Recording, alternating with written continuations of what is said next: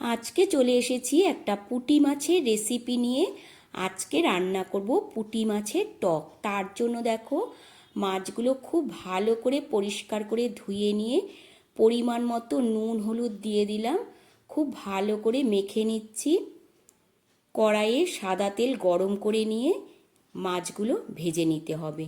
অল্প অল্প করে সব মাছগুলো ভেজে তুলে নিলাম। মাছ ভাজা তেলের মধ্যে দিয়ে দিলাম 2টো শুকনো লঙ্কা আর 1 চামচ পাঁচফোড়ন। আর দিয়ে দেব ছোটো চামচের 1 চামচ নুন আর 1 চামচ হলুদ।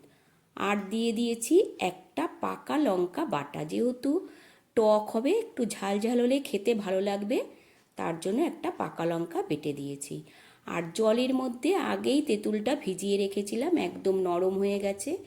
ভালো করে তেঁতুলটা গুলে এবার এই জলটা আমি দিয়ে দিচ্ছি। পরিমাণ মতো জল দিয়ে দিলাম। জলটা ভালো করে ফুটিয়ে নেব। খুব ভালো করে ঝোল ফুটে গেছে। দিয়ে দিলাম 2 চামচ চিনি। এবার ভাজা মাছগুলো দিয়ে দিচ্ছি।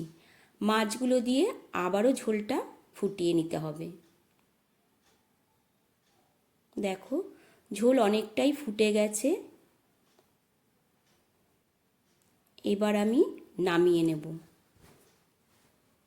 একটু ঘন ঘন হয়ে গেছে।